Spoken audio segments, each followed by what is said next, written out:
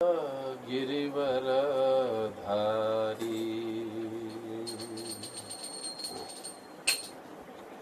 जय राधा माधव कुंज विहारी गोपीजन वल्लभ गिरिवरधारी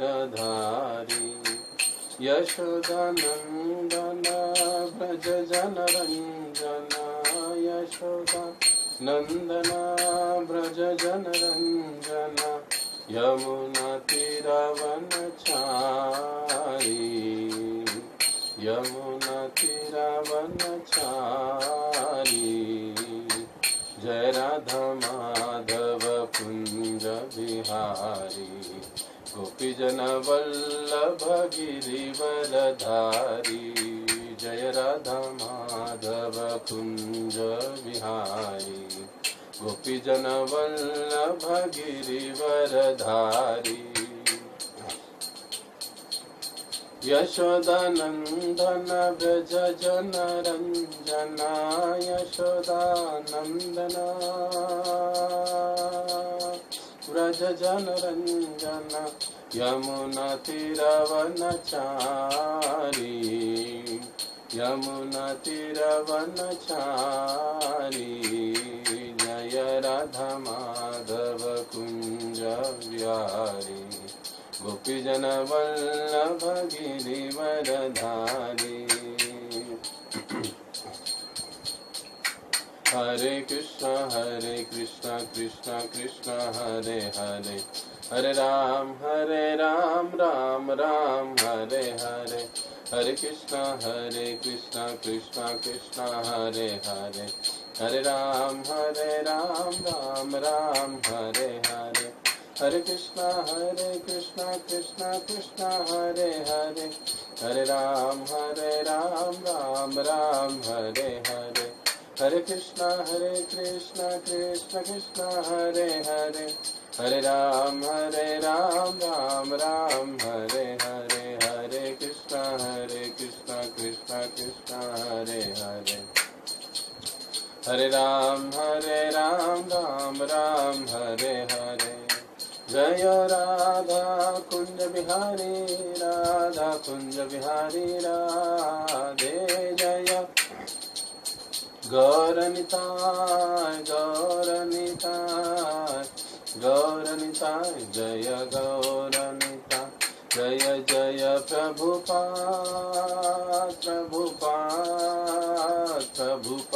जय शील प्रभुपाद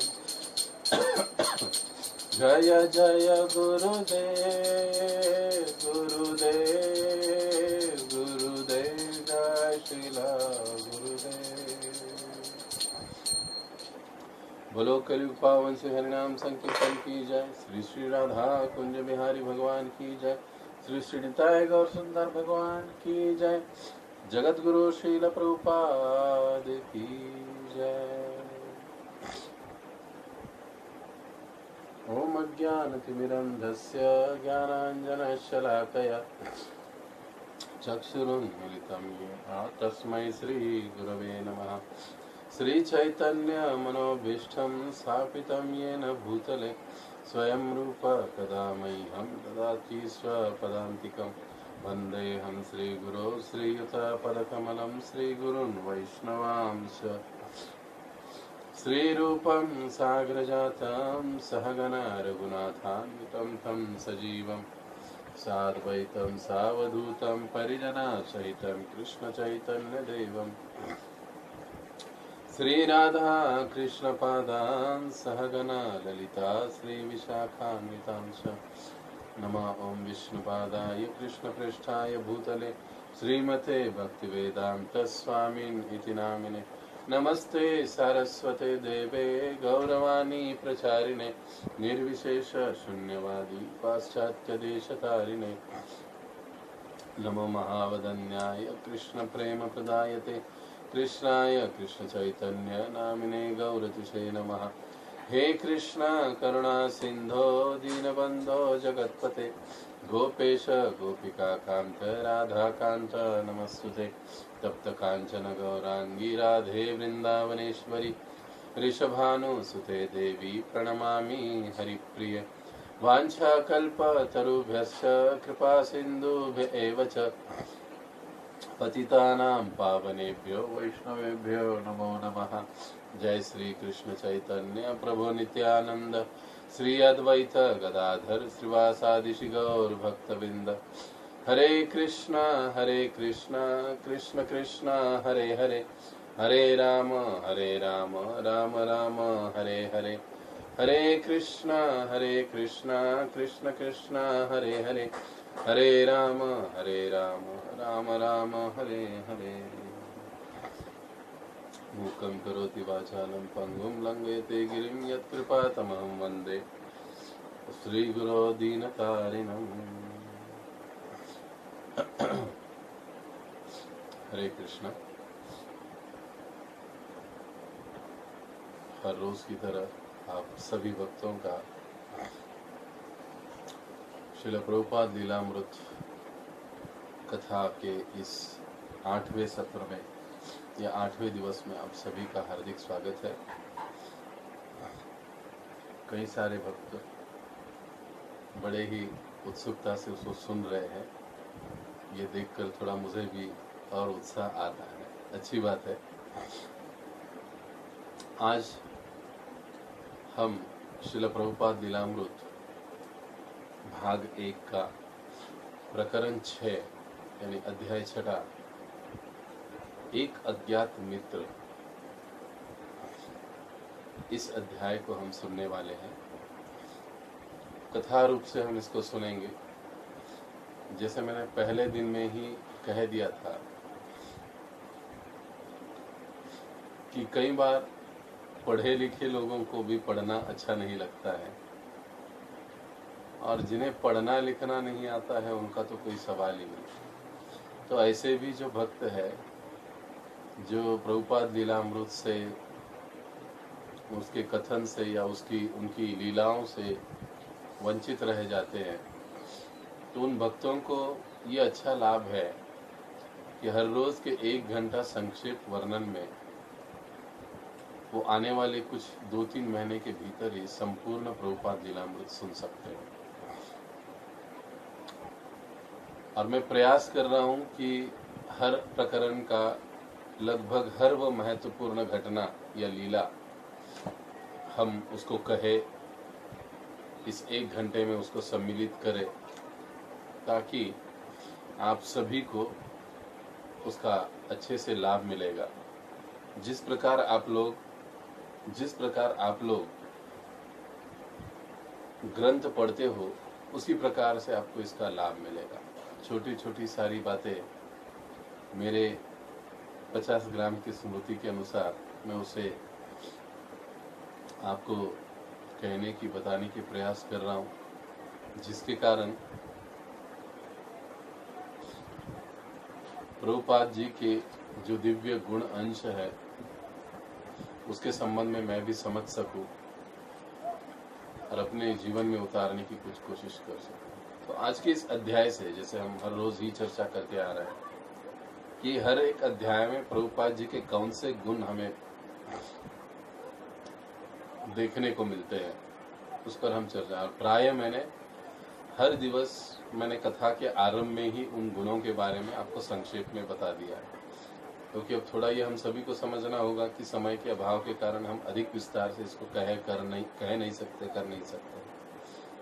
तो आज के इस अध्याय से हम श्रील प्रभुपाद जी के लगभग 5 से 6 दिव्य गुणों का दर्शन इस अध्याय में हमको होता है।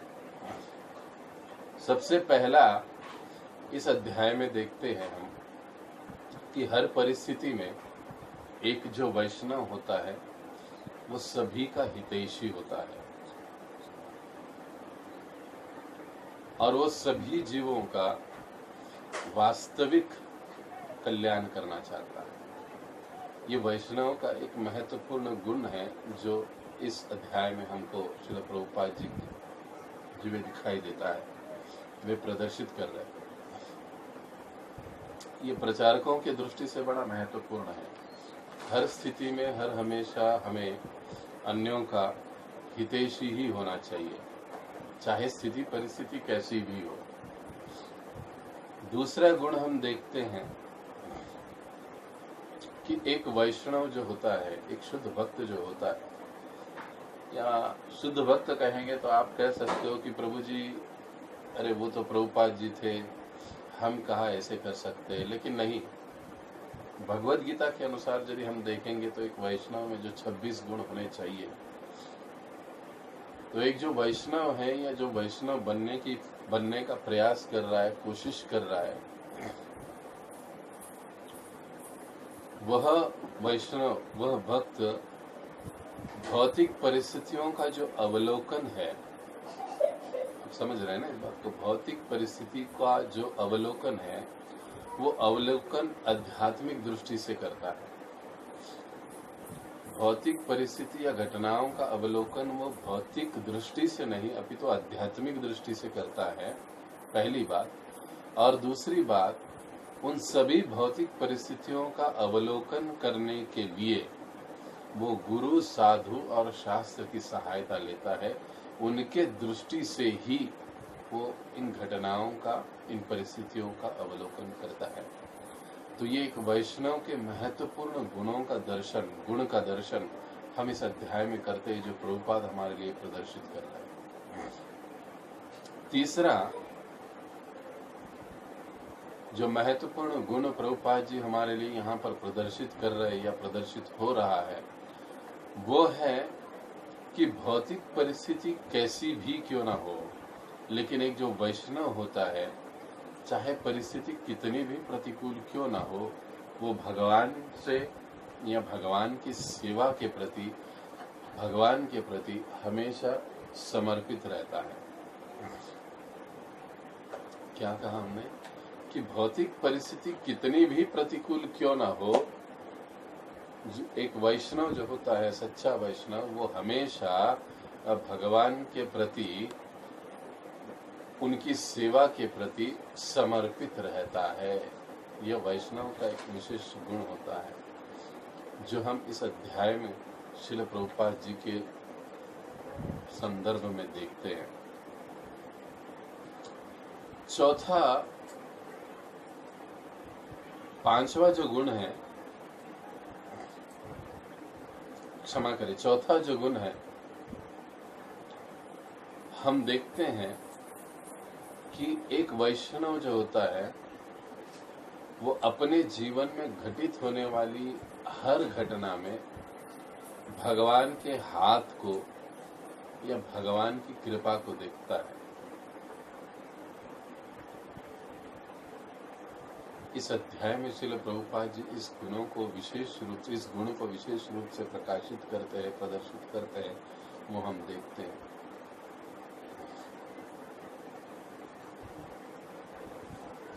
और पांचवा और वैष्णव का एक महत्वपूर्ण गुण प्रभुपाद जी प्रदर्शित करते हैं, वो है प्रचार के प्रति समर्पण भाव। अब मराठीत त्याला अतिशय परफेक्ट शब्द आहे, एकदम योग्य शब्द आहे, तो म्हणजे तळमळ। कृष्ण भावना अन्य जीवांपर्यंत पोहोचवण्यासाठी एक वैष्णवाच्या हृदयात एक वैष्णव नेहमी तळमळत राहतो। ती तळमळ कृष्ण भावना इतरांपर्यंत पोहोचवण्यासाठी त्याच्यामध्ये असते, आणि ती तळमळ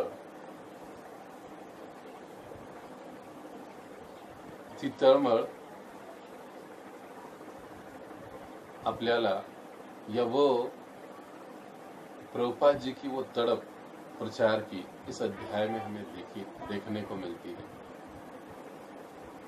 तो इस प्रकार से लगभग इन 5 गुणों का दर्शन इस अध्याय में हम करेंगे। अब जब कथा लीला आरंभ होगी तभी आपको तय करना है कि कहाँ पे कौन सा गुण प्रदर्शित हो रहा है, और आप उसमें समझ सकते हैं, देख सकते हैं कि इस लीला से, इस घटना से हमने प्रभुपाद जी के कौन से गुणों को देखा, सीखा, समझा, और हम अपने जीवन में उसको कैसे लागू कर सकते हैं। ये भी सबसे प्रैक्टिकल भाग है इसका, जो महत्वपूर्ण, ये अपने आप को समझना है, सोचना है, ये अपना अपना निजी होमवर्क है।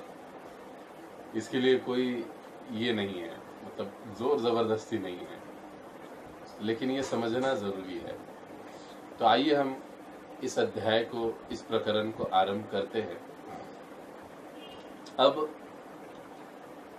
जैसे पिछले अध्याय में हमने देखा कि व्यवसाय और परिवार की कठिनाइयों के अतिरिक्त अभय चरण को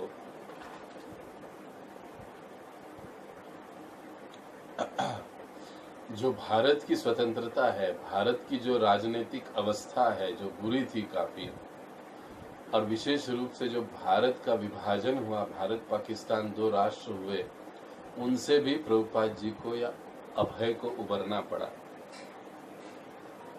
हालांकि अभय किसी राजनीतिक दल के कार्यकर्ता नहीं थे, राजनेता के तौर पर वो कार्यरत नहीं थे, लेकिन फिर भी वे उन लाखों करोड़ों भारतीयों में से एक थे जिनके ऊपर इन घटनाओं का, इन स्थितियों का स्वाभाविक रूप से परिणाम हो रहा था, असर हो रहा था। अन्न धान्य की कमी, व्यवसाय की कमी, छपाई के लिए कागज की कमी, और ये सारी परेशानियां उनको भी झेलनी पड़ रही थी सभी स्तर पर। तो इन सभी राजनयिक परिस्थितियों का परिणाम भी अभय के ऊपर हो रहा था।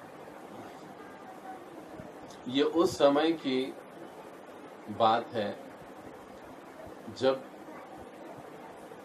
भारत और पाकिस्तान की अलग अलग राष्ट्र बने, ऐसी मांग जोर पकड़ रही थी। गांधी और कांग्रेस स्वतंत्र भारत की मांग कर रही थी, लेकिन जिन्ना जो थे उनके नेतृत्व में जो मुस्लिम पार्टी थी, मुस्लिम लीग, वे लोग स्वतंत्र पाकिस्तान या मुस्लिम राष्ट्र की मांग कर रहे थे। इसके पीछे देखा जाए तो हर एक का अपना अपना राजनीतिक स्वार्थ था। हम किसी पर टीका टिप्पणी इसके माध्यम से नहीं कर रहे हैं, ये पहले समझ लीजिए, क्योंकि कुछ समय तक इन राजनीतिक घटनाओं का जिक्र प्रभुपाद लीलामृत में आएगा, लेकिन हम सभी को ये समझना है कि हमको किसी पर दोषारोपण हम नहीं कर रहे हैं, न किसी को टीका कर रहे हैं, न किसी का पक्ष ले रहे हैं, इस प्रकार से कोई बात नहीं। इन सारी घटनाओं को समझते हुए हम श्रील प्रभुपाद जी के जीवन को समझने की कोशिश कर रहे हैं कि वे किस परिस्थिति से बने, किन परिस्थितियों से उन्हें गुजरना पड़ा, और कैसे कैसे परिस्थितियों में उन्होंने प्रचार कार्य को जारी रखा। इन बातों को समझने के लिए कभी कभी इन परिस्थितियों का जिक्र अपरिहार्य होता है, लेकिन उसमें किसी राजनीतिक टीका टिप्पणी का हम में कोई सरोकार नहीं है उससे। ये दोनों अपनी अपनी मांगे कर रहे थे, कांग्रेस और गांधीवादी लोग और ये मुस्लिम लीग वाले लोग, लेकिन दोनों का अपना अपना स्वार्थ था। और जिन्ना ने तो लगभग सारी चीजें, बातें बंद ही कर दी थी, संभाषण, और 16 अगस्त को कार्यवाही दिवस उन्होंने घोषित कर दिया था कि इस दिन 2 भाग होंगे भारत के, एक पाकिस्तान और एक भारत, हिंदुस्तान। और इसके कारण बार बार भारत में दंगे होते रहे। कई महीनों तक भारत में ये हिंदू मुस्लिम दंगे फसाद चलते रहे। जब 1947 में लॉर्ड वाइसराय ने भारत के हस्तांतरण की बात की, सभी लोगों से मिले, राजनीतिक लोगों से मिले, राजनायिकों से, राजनेताओं से मिले, तो फिर से दंगे भड़क उठे और मुसलमानों ने फिर से पाकिस्तान की मांग की। ये सारी घटनाएं प्रभुपाद जी देख रहे थे, समझ रहे थे, और फिर गृह युद्ध के डर से उस समय कांग्रेस ने विभाजन के प्रस्ताव को स्वीकार कर दिया। सारी उनकी अटी शर्तें जो भी थी, गांधी आवश्यकता से अधिक दयालु और अहिंसावादी होने के कारण मान ली गई और भारत का विभाजन हो गया। और नेहरू पहले प्रधानमंत्री बने और उधर जिन्ना पहले प्रधानमंत्री बने। लेकिन इसके बावजूद भी समस्या तो आगे थी, क्योंकि भारत पाकिस्तान के दंगे जो है वो हिंदू मुस्लिम के जो दंगे हैं वो रुकने का नाम नहीं ले रहे थे। विशेष रूप से कलकत्ता में इसका बहुत गहरा प्रभाव दिखाई दे रहा था। और जितने भी लोगों का ट्रांसफर हो रहा था इधर से उधर, उधर से इधर, इसमें कई सारे लोग, लाखों लोग मारे जा चुके थे और बहुत ही भयानक मंजर सारा ये तैयार हुआ था। जहां वहां लाशें बिखरी पड़ी होती, पहचानने में नहीं आता कि कौन हिंदू है कौन मुसलमान है, क्या चल रहा है क्या नहीं। म्युनिसिपैलिटी के लोग आते और उनको कचरे की भांति उठाते और कहीं दूर ले जाके फेंक देते। इस प्रकार से उनकी व्यवस्था लगाई जा रही थी। इतने सारे लोगों का हत्याएं या वध उस समय हो चुका था। अब प्रभुपाद जी अपना अवलोकन बड़ा ही सुंदर देते हैं। प्रभुपाद जी कहते हैं, उन्हीं के शब्दों में हम सुनेंगे, हमारी स्वतंत्रता का आंदोलन गांधी जी ने जनता के विभिन्न वर्गों को जोड़ने के लिए आरंभ किया था, लेकिन वास्तव में परिणाम यह हुआ कि जुड़ने के स्थान पर भारत का विभाजन हो गया। और विभाजन इतना विषाक्त हो गया कि जहां पहले हिंदू मुसलमानों में कुछ स्थानों पर छिटपुट दंगे होते थे, वहां अब पाकिस्तान और हिंदुस्तान के बीच आयोजित संघर्ष होने लगा। वास्तव में हम जुड़ नहीं रहे थे, वर्ण अलग अलग हो रहे थे। कितना सटीक अवलोकन प्रभुपाद जी ने किया। और ये तभी संभव होता है जब एक वैष्णव, एक शुद्ध भक्त गुरु, साधु या शास्त्र के आधार पर परिस्थितियों का अवलोकन करता है। और प्रभुपाद जी उसी के आधार पर इस परिस्थिति का अवलोकन कर रहे थे। वो समझ रहे थे कि इन सारी चीजों का कोई मतलब होने वाला नहीं है, परिणाम उल्टा ही निकलने वाला है। और आगे चलकर हम देखते हैं वैसे ही होता है। प्रभुपाद जी समझा रहे हैं कि हिंदू लोग जो है मुसलमानों की मस्जिदों में जाकर उनकी मस्जिदें तोड़ते और कहते उनके अल्लाह को हमने खत्म कर दिया है, और जो मुस्लिम है वो हिंदुओं के मंदिर में घुस जाते, उनकी मूर्तियों को तोड़ते और कहते हमने उनके भगवान को खत्म कर दिया है। प्रभुपाद जी समझते हैं, समझाते हैं कि वो अज्ञानी है, मूर्ख है। भगवान न तो हिंदू है, न मुस्लिम है, न ईसाई है, भगवान तो भगवान है। प्रभुपाद जी कहते हैं ये समझावट होना, यही समझावट न होना, यही सारे समस्याओं की जड़ है। प्रभुपाद जी लिखते हैं कि 47 में हमने हिंदू मुसलमान दंगों को देखा, संघर्ष देखा, बहुत सारे आपस में लड़े, मारे गए और कचरे की भांति सड़कों से उठाकर उनको दूर कहीं फेंका गया। और प्रभुपाद जी कहते हैं कि देश स्वतंत्र हुआ, पहले तो परदेशी लोगों के द्वारा दिए जाने वाले दुख से भारतीय लोग पीड़ित थे, अब शासन चलाने वाले उनके अपने खुद के ही भाई बंधु थे, उनके द्वारा दिए जाने वाली तकलीफों से लोग पीड़ित होने लगे।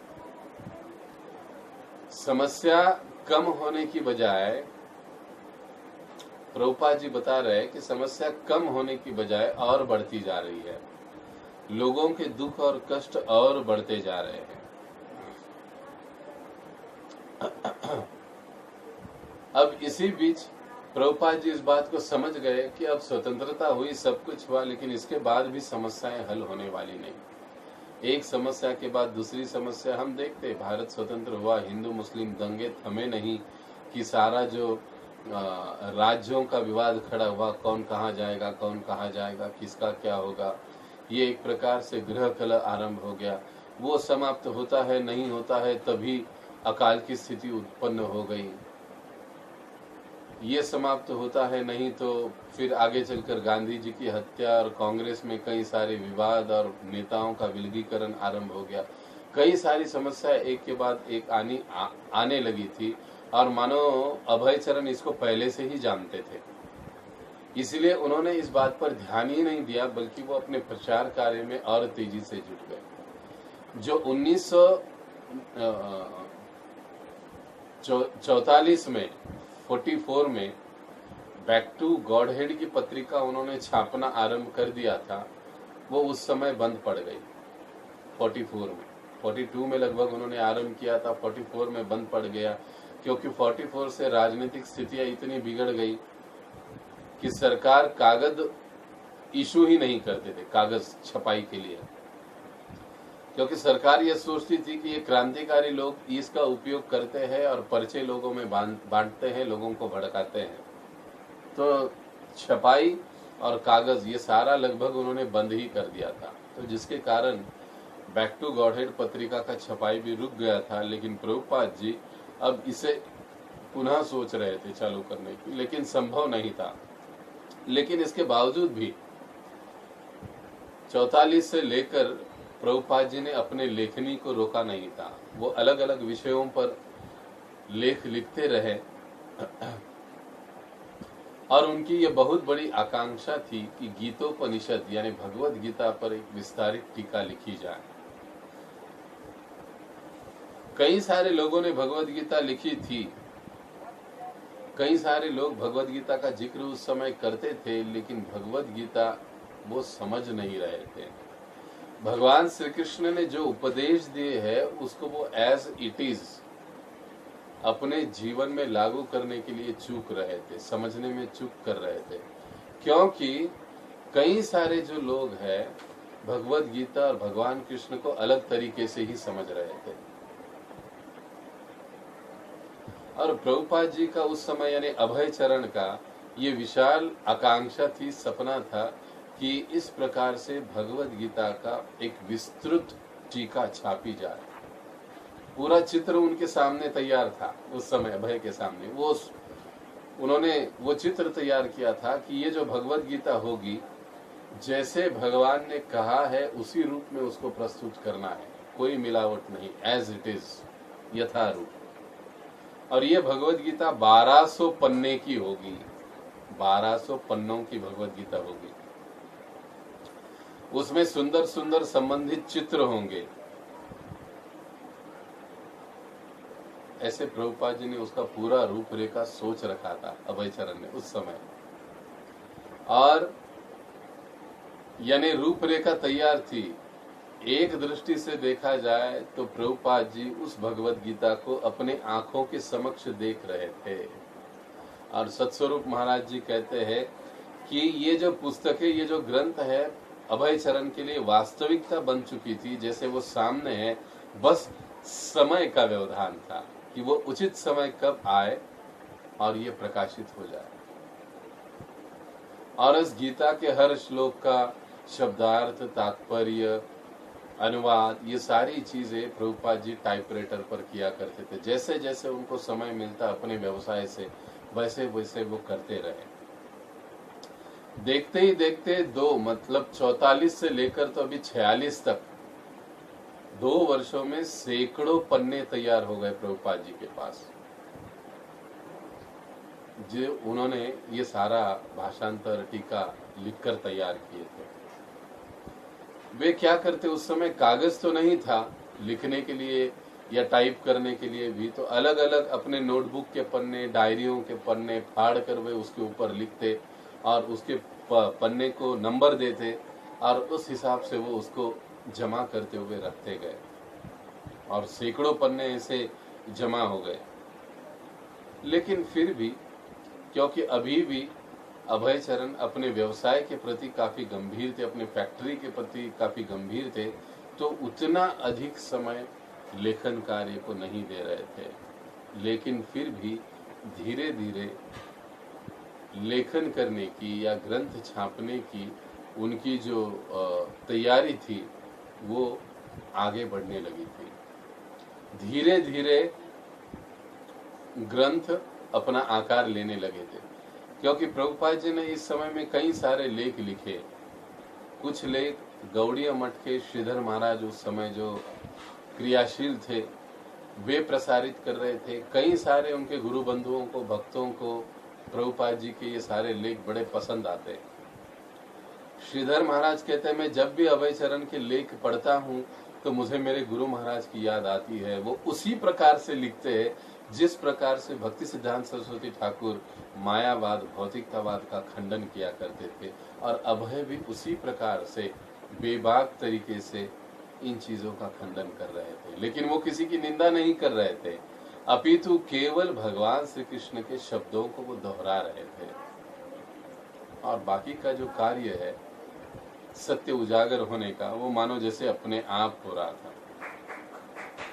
अब इसी बीच 1947 में एक सुप्रसिद्ध कलकत्ता के समाज सुधारक थे, उनके साथ अभय चरण की मुलाकात हुई। इनका नाम था महेंद्र प्रताप राजा,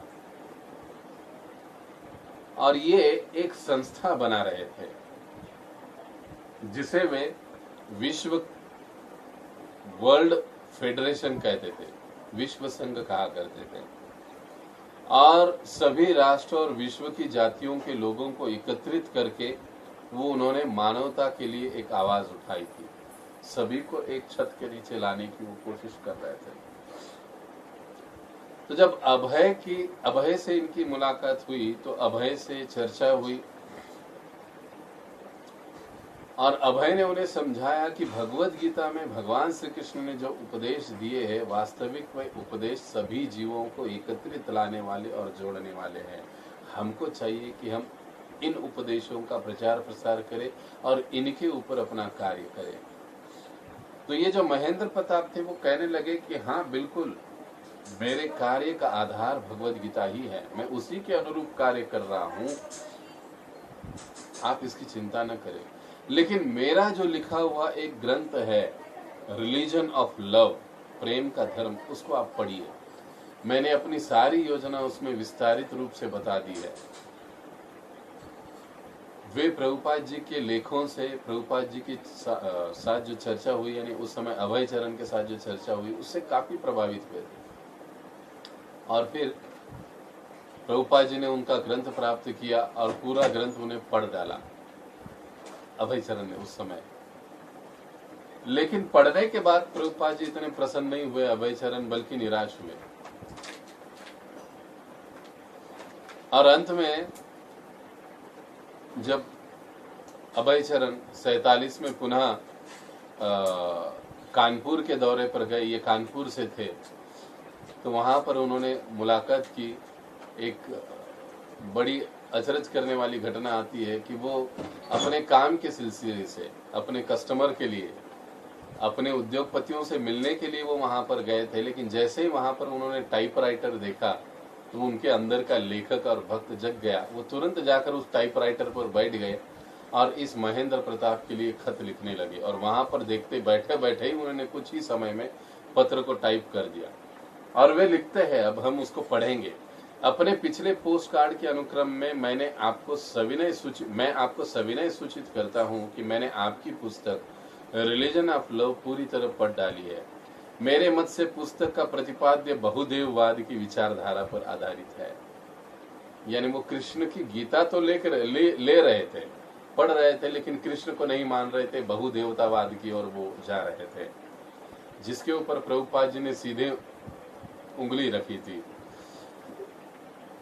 और इसका परिणाम आप ये दे रहे हो कि हमें मनुष्य जाति की सेवा करनी है। प्रेम का धर्म सच्चा धार्मिक विचार है, लेकिन यदि इस विषय के प्रति उपागम केवल मनुष्य जाति की सेवा के माध्यम से होता है तो प्रक्रिया अपूर्ण, अधूरी और अवैज्ञानिक हो जाती है।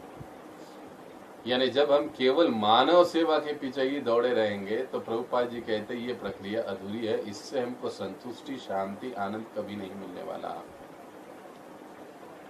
क्योंकि प्रभुपाद जी इस सिद्धांत को समझा रहे थे, वैष्णव सिद्धांतों को, कि जब तक कोई कृष्ण सेवा में जुड़ेगा नहीं तब तक वो मानव सेवा सही रूप से कर ही नहीं सकता। सच्चे प्रेम का धर्म भगवत गीता में पूर्णतः समाहित है। प्रभुपाद जी कह रहे हैं कि सच्चा धर्म या प्रेम क्या है, ये भगवत गीता में समझा है। सर्वधर्मान परित्यज्य मामेकम शरणम व्रज, कृष्ण को शरण जाओ। और इस प्रकार से प्रभुपाद जी ने उनको समझाया, खामियां थोड़ी दिखाई, लेकिन वे माने नहीं। महेंद्र प्रताप कहने लगे कि मैं आपके विचारों की आदर करता हूं, लेकिन गोविंद और कृष्ण के नामों को एकता का आधार बनाया जाए ये मुझे अच्छा नहीं लगता, क्योंकि इससे लोगों के मन में दुविधा उत्पन्न होगी कि हम हिंदू धर्म के अनुयायी या प्रचारक हैं, तो मैं ऐसा नहीं कर सकता। और इस प्रकार से पुनः वो मुलाकात एक प्रकार से टूट गई। लोग शांति तो चाहते हैं, लेकिन कृष्ण को छोड़कर, उनके सिद्धांतों को छोड़कर, जो संभव नहीं। और प्रभुपाद जी यही समझाने का प्रयास करते रहे कि बगैर कृष्ण के और बगैर उनके सिद्धांतों के मनुष्य जीवन में शांति सुख संभव नहीं है। लेकिन उस समय भ्रमवश कई बुद्धिवादी लोग इस बात को समझ नहीं पा रहे थे। और हम देखते हैं कि प्रभुपाद जी ने अब यहाँ से 46 से लेकर पत्राचार अलग अलग लोगों को, जो मान्यवर लोग थे समाज के, नेहरू को पत्र लिखा, वल्लभ भाई पटेल को पत्र लिखा। उसके पश्चात जो भी स्थानीय अधिकारी होते थे, जिलाधिकारी होते थे, न्यायाधीश होते थे, उनको प्रभुपाद जी पत्र लिखने लगे कि वो कृष्ण भावना के प्रचार प्रसार में सहायता करें और कैसे कृष्ण भावना वर्तमान परिस्थिति के सारी समस्याओं का समाधान दे सकती है, इसको समझाने का वो प्रयास करने लगे पत्राचारों के माध्यम से, पत्र लिखकर। और पत्र के अंत में वो संबंधित उस महानतम भौतिक दृष्टि से व्यक्ति को साक्षात्कार या मिलने का समय मांगते हैं। प्रायः प्रभुपाद जी आगे चलकर लिखते थे कि ये जो अनुमति है अस्वीकार कर दी जाती थी। ये जो बड़े बड़े अधिकारी राजनेता है, कारण वजह बताकर वो टालते थे। लेकिन कुछ पत्र ऐसे भी आते थे जो अभय चरण के प्रयासों की सराहना करते थे, तो प्रभुपाद जी तुरंत ऐसे पॉजिटिव पत्रों को पुनः उत्तर देते और उनसे संबंध बनाने की, बढ़ाने की कोशिश करते।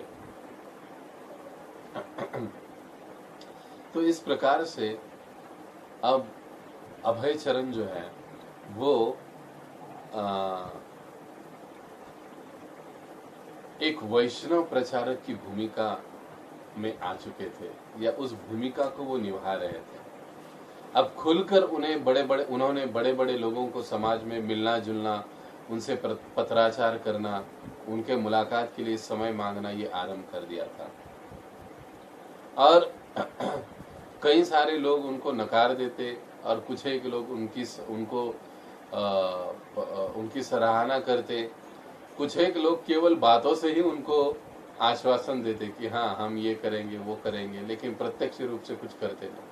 कई सारे लोगों से इस प्रकार से प्रभुपाद जी की मुलाकात होती रही। लेकिन अब इस बीच प्रभुपाद जी के हृदय में एक अलग ही बात आ गई। अपने युवावस्था से अभय चरण जो थे, प्रभुपाद जी गांधी जी के अनुयायी रहे। कुछ समय तक वे उनको फॉलो करते रहे। एक प्रकार से मित्रत्व का नाता रहा अभय चरण और गांधी जी का।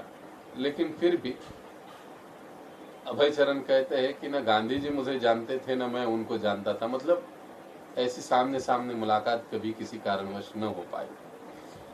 लेकिन अब अभय चरण सोचने लगे कि यदि गांधी जी यदि भक्ति के पथ पर आते हैं, वो भगवद गीता का प्रचार करते हैं, तो कृष्ण भावना का विस्तार होने में देर नहीं लगेगी। और इस दृष्टि से उन्होंने गांधी जी के साथ पत्राचार आरंभ किया। और पहला पत्र उन्होंने जो लिखा वो ऐतिहासिक रहा। हालांकि गांधी जी के कोश में ये पत्र दिखाई नहीं देता है। हो सकता है कि ये पत्र गांधी जी तक पहुंचा ही नहीं या पहुंचने दिया ही नहीं। लेकिन अभय चरण ने इतने सुंदर रूप से गांधी जी को समझाने की कोशिश की थी कि कैसे अभी ये जो समय है आपके लिए बड़ा प्रतिकूल है। आपके सहयोगी आपको छोड़ रहे हैं, विरोध कर रहे हैं आपका, और वर्तमान स्थिति में जो समस्या है उसका हल ढूंढने में आपको भी काफी कठिनाई हो रही है, जिसके कारण आपके सहयोगी भी आपका विरोध कर रहे हैं, आपसे दूर जा रहे हैं। अब संक्षेप में हम इस पूरे पत्र को तो पढ़ेंगे नहीं, लेकिन संक्षेप में ही हम समझेंगे इसको कि अभय चरण उस समय कहने लगे कि मैं एक मित्र के तौर पर, एक तुच्छ व्यक्ति होने के नाते आपसे एक अनुरोध करना चाहता हूं कि अभी समय आ गया है कि आप राजनीति से अवकाश ले लें। और आप भगवत गीता का प्रचार प्रसार और उनके तत्वों को अपने जीवन में और गंभीरता से उतारने की कोशिश करें। आपको 125 साल तक जीना है, जैसे कि गांधी जी अक्सर कहा करते थे कि मुझे 125 साल जीना है। यदि आप इस भक्ति के पथ पर चलते हैं और गीता के वास्तविक संदेश को आप जनमानस तक पहुंचाते हो और स्वयं भी उसको अच्छे से पालन कर लेते हो, तो ये बहुत बड़ी उपलब्धि होगी। वर्तमान समय में जो भी हमारी राजनीतिक और हमारी सामाजिक समस्या है, इसका हल इस कृष्ण भावना से तुरंत होगा। अभय चरण उनको समझाने लगे, लेकिन अभय चरण ये भी जानते थे कि ये इतना सहज बात नहीं है कि महात्मा गांधी राजनीति छोड़ दे। लेकिन अंतिमतः उन्होंने बड़ी गंभीर चेतावनी दी कि अगर आपकी मृत्यु सम्मानजनक चाहते हो तो आपको चाहिए अभी आपको राजनीति से अवकाश ले लेना चाहिए। और अंत में प्रभुपाद जी कहते हैं कि हमेशा के लिए नहीं, कम से कम आप 1 महीने के लिए भी यदि अवकाश ले लेते हो तो हम दोनों आपस में बैठकर भगवत गीता पर चर्चा करेंगे और साथ में प्रचार करेंगे गीता का, तो भारत पुनः हमारा सुखमय जीवन व्यतीत करने वाला, आनंदमय जीवन व्यतीत करने वाला देश बन सकता है। क्योंकि अभय चरण समझा रहे थे कि जो पारतंत्र की जो बात है, गुलामी की जो बात है, वो तो मुगलों के काल से चली आ रही है। ये सारी समस्याओं को हम झेल रहे हैं, एक के बाद एक, एक के बाद एक, एक के बाद एक। लेकिन उसके पहले वाला भारत तो ऐसे नहीं था। लोग कितने आराम के साथ, सुकून से, शांति से, आनंद के साथ, पेट भर के खाते हुए जीवन यापन कर रहे थे। कोई भूखमरी से मर नहीं रहा था। इसका मतलब ये समझना है कि जब से हमने गीता और भगवान कृष्ण के उपदेशों की अवहेलना आरंभ की है, तो प्रकृति के नियमों के द्वारा हम भारतीयों को दंडित किया जा रहा है। तो हमें ये समझना होगा कि गीता के सिद्धांतों पर हमें पुनः लौटना चाहिए। यदि हम लौटते हैं तो ये हमारे मानवता की सबसे ऊंची जीत होगी। इस प्रकार से अभय चरण उस पत्र में महात्मा गांधी को समझाने की कोशिश करते रहे। अब ये जो समय है, ये समय लगभग 47 के अंतिम महीने हैं जब ये पत्राचार हुआ। काफी समय बीत गया, लेकिन प्रभुपाद जी को पत्र का कोई उत्तर नहीं आया अभय चरण को। वे बड़े निराश हुए। वे सोचने लगे कि हो सकता है कि कुछ लोगों ने ये पत्र गांधी जी तक पहुंचने ही न दिया हो, और वो शांत रहे। कुछ समय के बाद दंगे और भड़क गए 1948 में, जबकि 55 करोड़ देने की बात आई। गांधी जी ने ऐलान कर दिया कि अगर आप लोग 55 करोड़ नहीं देंगे तो मैं आमरण उपोषण करूंगा। कई सारे लोग गांधी जी के विरोधी हो गए, कहने लगे गांधी को मरने दो। कई स्थानों पर जब गांधी जी जाते तो लोग उनके गाड़ी पर अब पत्थर मार रहे थे। जहां पर वो कुरान पढ़ने की कोशिश करते, लोग उनको रोक दिया करते थे। अब गांधी जी की जो उम्र है वो 48 साल तक हो चुकी थी।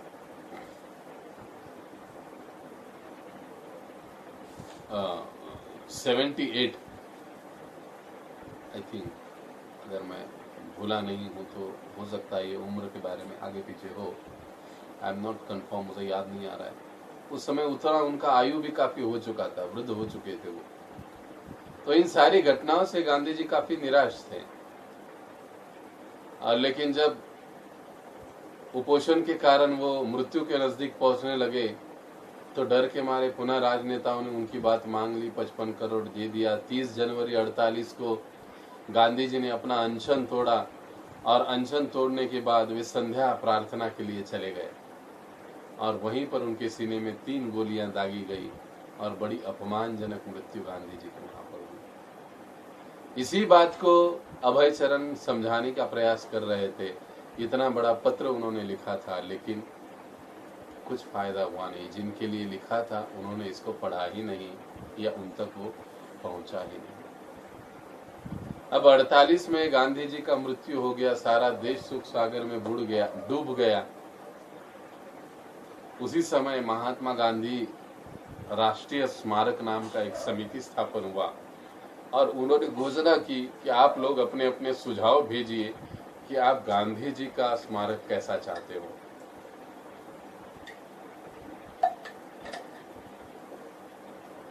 पुनः अभय चरण को यह मौका दिखा प्रचार के दृष्टि से, और उन्होंने अपना मत इस समिति को भेजने की कोशिश की।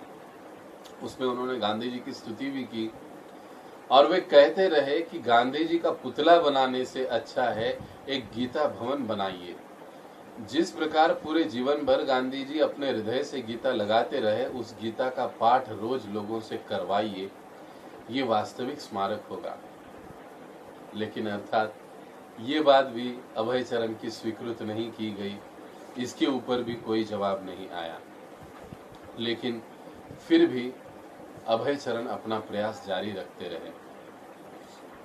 कई सारे वरिष्ठ लोगों को, राजनेताओं को पत्राचार करते रहे, उनको कृष्ण भावना के लिए मनाने की कोशिश करते रहे, कृष्ण भावना समझाने की कोशिश करते रहे। अब यही 48 के अंत में एक बार अभय चरण किसी कार्य के कारण मदुराई चले गए, तो वहां पर उनकी मुलाकात एक व्यापारी से हुई, विक्रेता से हुई, जिसका नाम था मुथुस्वामी चिट्टी। मुथुस्वामी चिट्टी उनका नाम था। जब बातें हुई, वो भी वैष्णव परिवार के थे, दोनों जब आपस में मिले, बातें हुई, तो ये जो मुथुस्वामी थे अभय चरण की ओर काफी आकर्षित हुए। उनके लेख उन्होंने पढ़े और फिर गीतोपनिषद का भाषांतर कुछ उन्होंने पढ़ा, गीता का, बड़े आकर्षित हुए। उन्होंने कहा कि देखो, यहाँ के डॉक्टर अलगप्पा नाम के बहुत बड़े प्रतिष्ठित व्यक्ति है, धनी है, और मेरे उनके साथ काफी अच्छे संबंध है। आप इसको प्रकाशित करना चाहता हूं तो वो सहज कर देंगे, मैं उनसे बात कर सकता हूं। प्रभुपाद जी को बड़ा आनंद हुआ, कुछ आशाएं उनको दिखने लगी, क्योंकि प्रभुपाद जी के व्यवसाय से इतना तो धन नहीं आ पा रहा था कि वो इतनी बड़ी पुस्तक छापे और इतना बड़ा धन उसके लिए लगाए, इतना तो उनके पास था नहीं। तो उनको इसी प्रकार से अन्य अन्य लोगों की सहायता पर निर्भर रहने की आवश्यकता थी।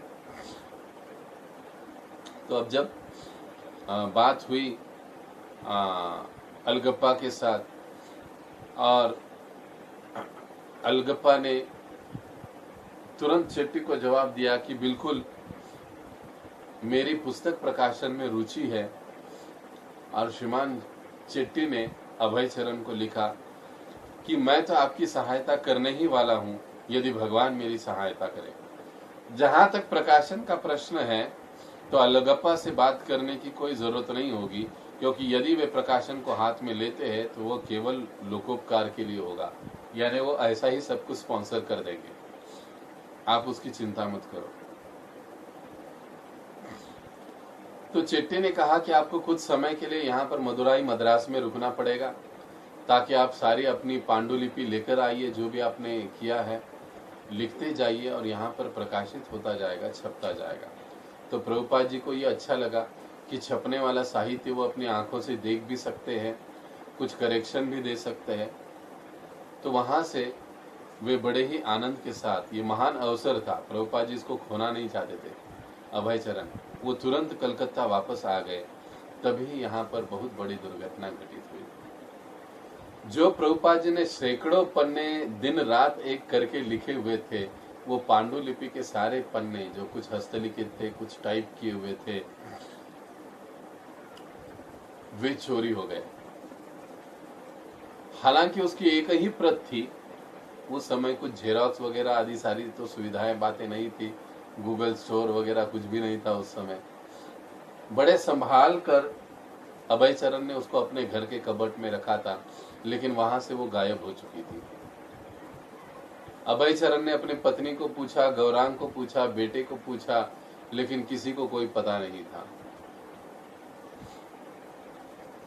प्रभुपाद जी अभय चरण बड़े हताश हो गए कि इतने सारे सालों के मेहनत पर पानी फिर गया।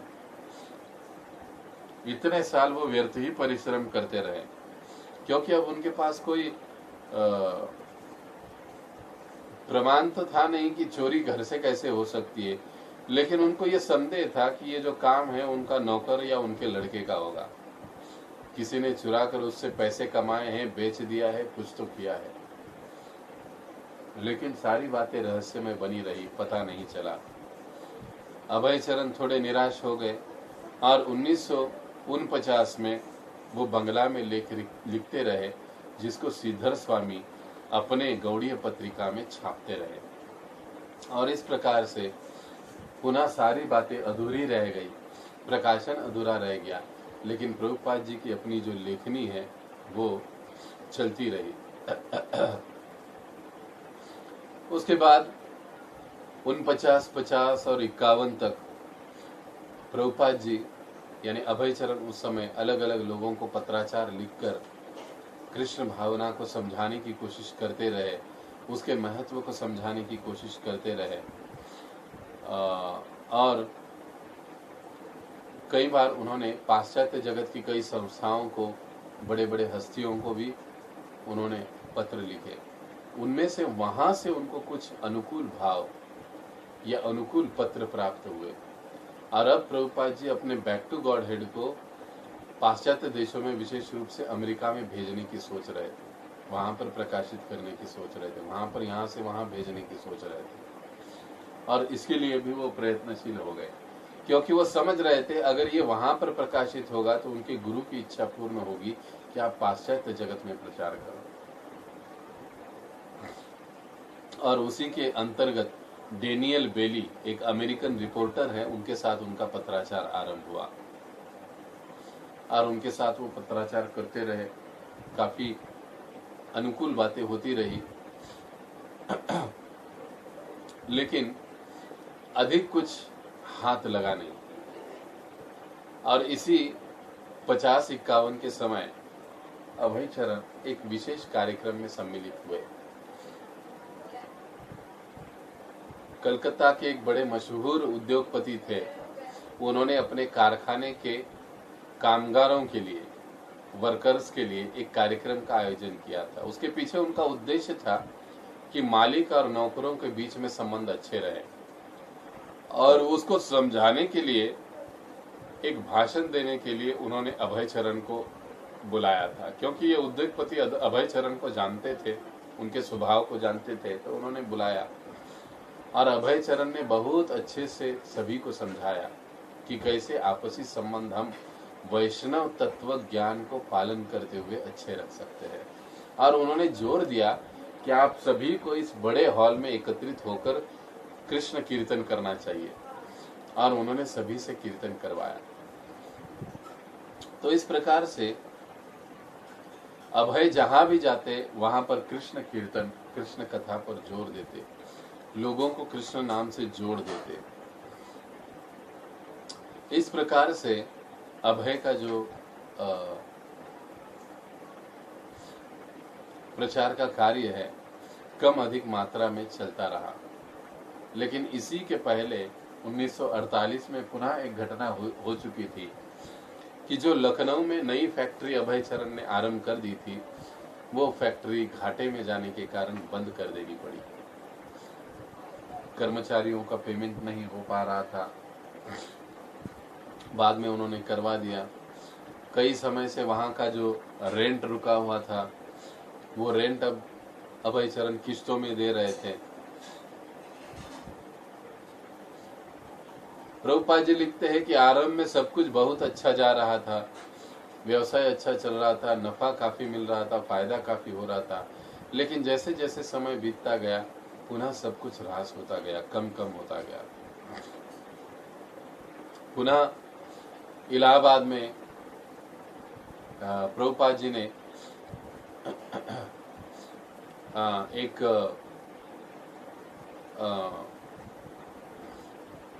छोटा सा फैक्ट्री अपने परिचितों की सहायता से खोलने का प्रयास किया, खोला भी। उसके लिए अपने पुत्र वृंदावन को बुलाया, गौरांग को बुलाया, उनकी सहायता से पुनः वो प्रयास करने लगे। लेकिन इलाहाबाद का यह धंधा भी उनका असफल रहा और तब वे सोचने लगे और भागवतम का एक श्लोक उन्हें स्मरण आया, यस्या हम अनुग्रहामि हरिष्ये तद्धनम शनै ततो धनम त्यजंती यस्य स्वजना दुख दुखितम।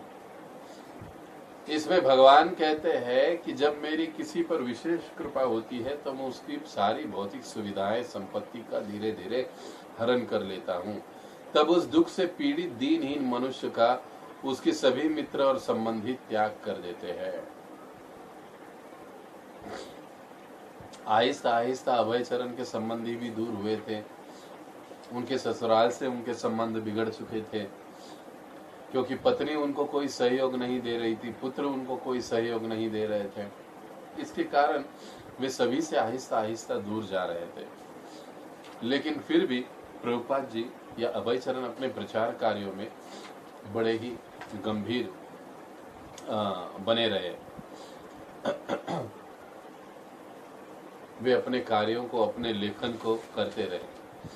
कई बार फैक्ट्री से जब घर पर अभय चरण जाते तो उनके सारे आसपास के मित्र एकत्रित होते, तो अभय चरण उनको कृष्ण भावना का उपदेश देने बैठ जाते। अपने घर वालों को बुलाते, अपने पत्नी को बुलाते, लेकिन उस समय राधा रानी मानो जानबूझकर ऊपरी मंजिल पर अपने बच्चों के साथ चाय पीते हुए बैठ जाती। तो प्रभुपाद जी को ये देखकर सुनकर बड़ा बुरा लगता। वे चाहते थे कि उनकी अर्धांगिनी जो है, क्षमा करे, उनकी जो अर्धांगिनी है वो उनके कार्य में सहयोग करे, लेकिन उनको इसमें कोई रुचि नहीं थी। ना वो उद्योग में उनको सहायता दे रही थी और ना ही तो प्रचार कार्य में उनको सहायता मिल रही थी। लेकिन फिर भी प्रभुपाद जी उनका भरण पोषण तो कर ही रहे थे और अपना प्रचार कार्य भी जारी रखे थे। लेकिन अब प्रभुपाद जी को या अभय चरण को ऐसे लगने लगा कि उन्हें कुछ एक संघ होना चाहिए जिसके माध्यम से मैं प्रचार कार्य आगे बढ़ा सकूं। ये विचार उनके मन में अब यहाँ पर आना आरंभ हो गया। और इस अध्याय के अंत में प्रभुपाद जी लिखते हैं कि मैं देखता गया लगभग 51-52 में ही भारत का पाश्चात्यकरण जो है वो वेगवान तरीके से हो रहा था। अपने 20 साल के ट्रेन के सफर में अभय चरण देख रहे थे कि अकेले प्रवास करने वाली लड़कियों की संख्या बढ़ रही है। लड़कों के साथ घुलना मिलना, बातें करना क्षमा करें, बढ़ रहा है और साथ ही साथ सिगार पीने वाले लोगों की संख्या भी बढ़ रही है। प्रभुपाद जी समझ गए कि राजनेता लोग इसको आश्रय दे रहे हैं और भारत का बड़े वेगवान तरीके से पाश्चात्यकरण हो रहा है। इसी बीच प्रभुपाद जी या अभय चरण ये सोचने लगे कि कितना अच्छा होता अगर कोई एक संघ होता, क्योंकि गौड़ीय मठ तो आपसी झगड़ों में उलझा पड़ा था, वहां से कोई संभावना नहीं थी कि उनको मदद मिल सके। श्रीधर महाराज भी, क्योंकि उनकी भी प्रचार की शुरुआत ही थी, वो कुछ खास मदद कर पाएंगे ऐसी स्थिति नहीं थी उनके आश्रम की ओर से। तो इस प्रकार से प्रभुपाद जी या अभय चरण के मन में ये विचार आने लगे। और अब अगले अध्याय में हम चर्चा करेंगे कि किस प्रकार से प्रभुपाद या अभय चरण झांसी में जाकर लीग ऑफ डिवोटी नामक एक संस्था स्थापन करते हैं, जहां से वे कृष्ण भावना का प्रचार आरंभ करते हैं। उसके लिए उनके प्रयास, उनका परिश्रम आदि सभी का विस्तार से वर्णन हम कल के अध्याय में सुनेंगे, जो प्रकरण 7 होगा, भक्तों का संग। अब ये वो समय है कि लगभग प्रभुपाद जी ने वानप्रस्थ को स्वीकार ही कर लिया है।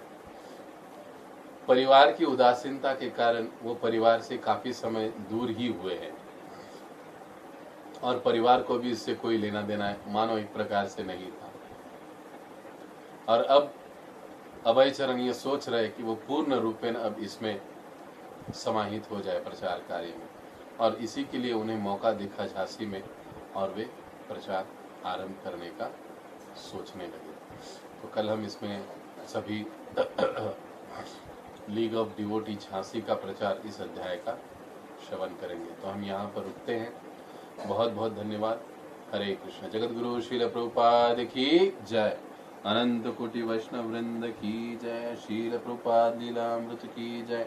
सत्स्वरूप दास गोस्वामी महाराज की जय। निताय गौर प्रेमानंदे। हरि हरि बोल।